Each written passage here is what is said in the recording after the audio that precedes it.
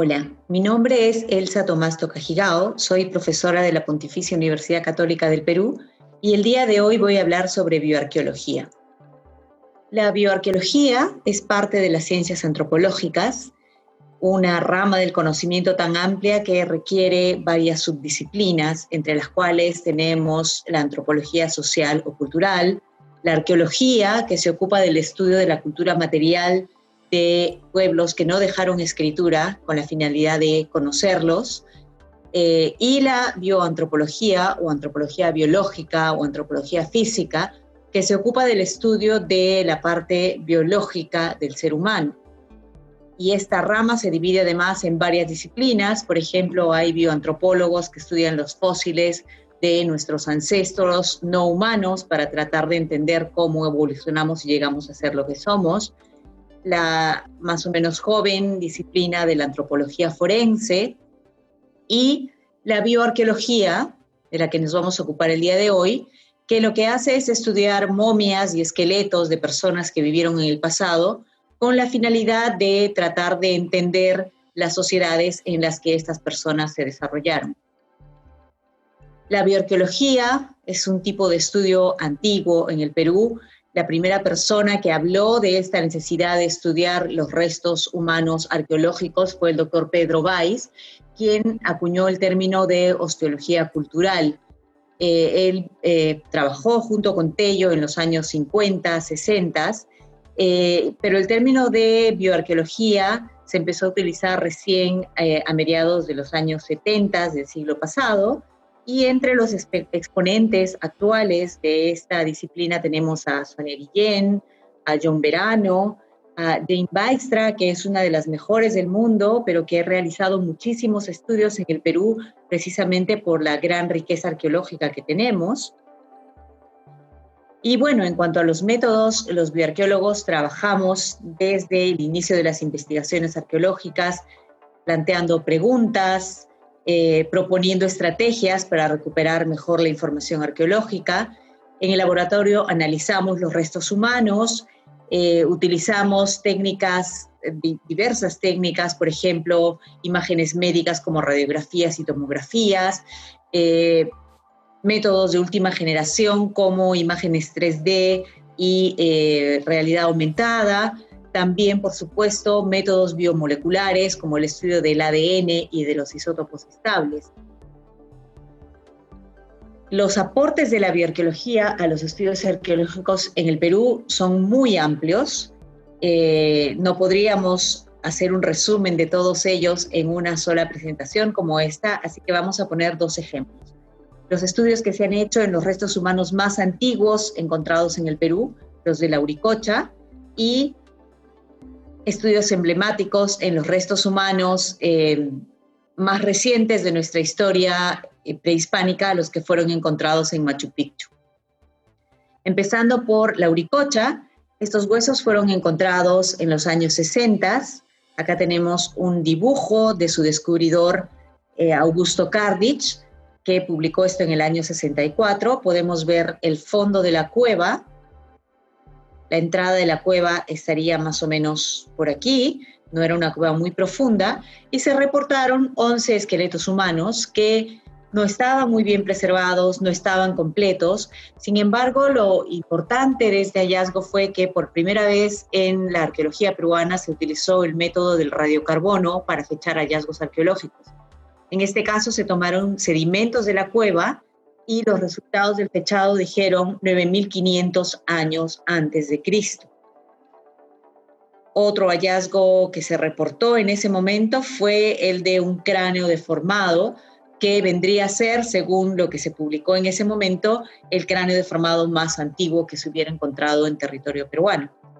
Sin embargo, la bioarqueología se ha desarrollado en las últimas décadas. Cuando se hicieron estos estudios, esta disciplina no estaba tan bien desarrollada, por tanto se hacía necesario hacer un reestudio de estos restos, y de esta manera un equipo liderado por el doctor Lars Ferenc-Schmidt y con varios integrantes, entre los que se incluía la que habla ahora con ustedes y la doctora Susan Lindauer,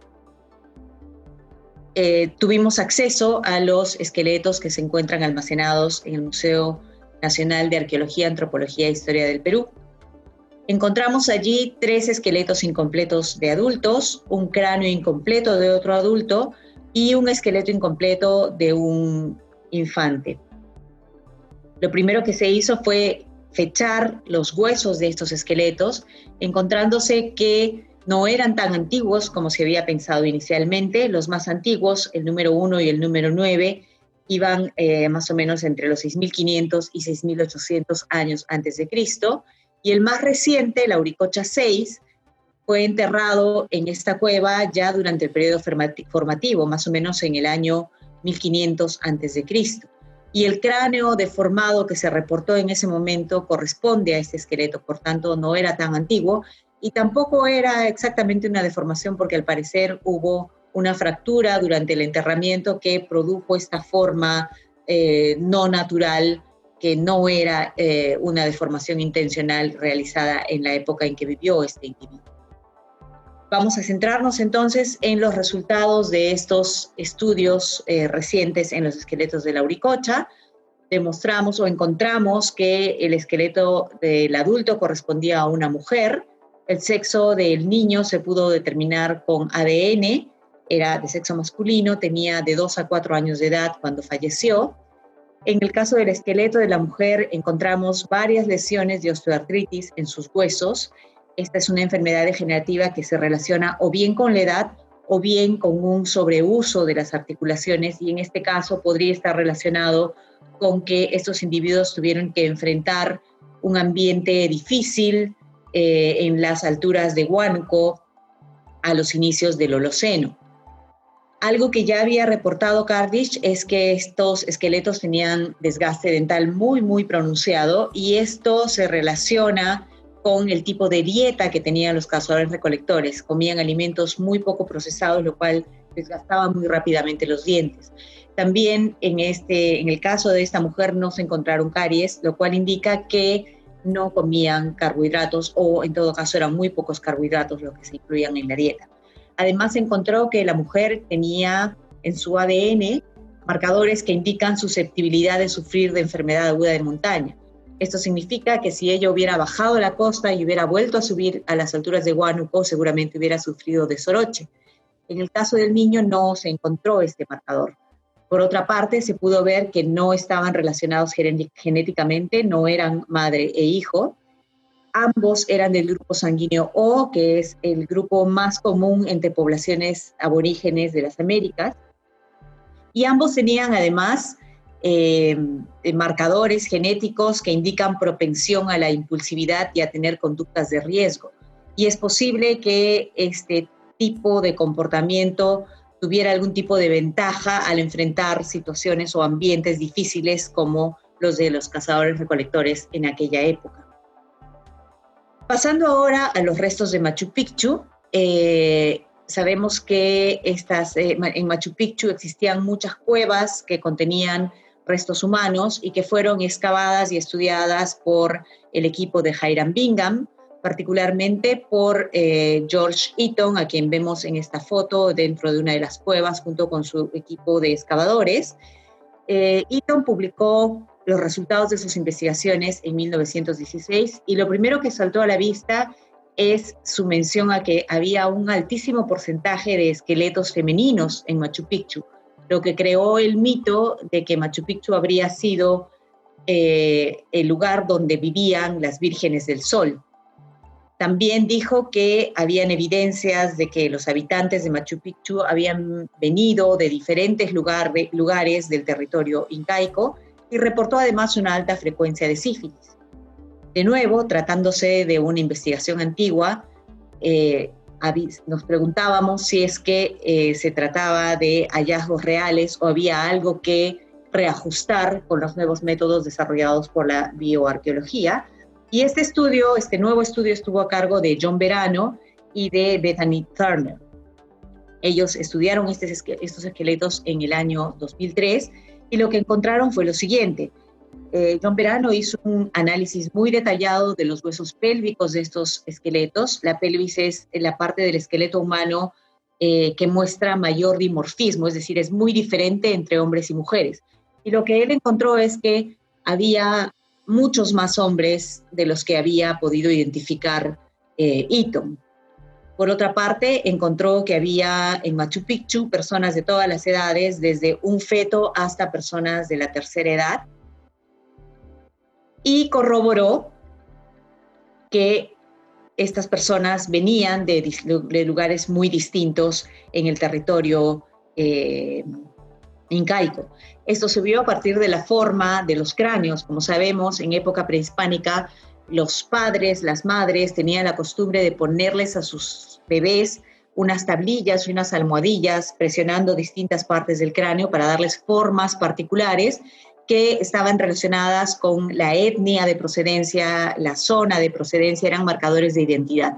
Entonces, como en Machu Picchu se ha encontrado una variedad tan amplia de formas craneales, se concluye que la gente que vivía y que llegó a Machu Picchu y que fue enterrada en Machu Picchu había venido de distintos lugares en el territorio incaico.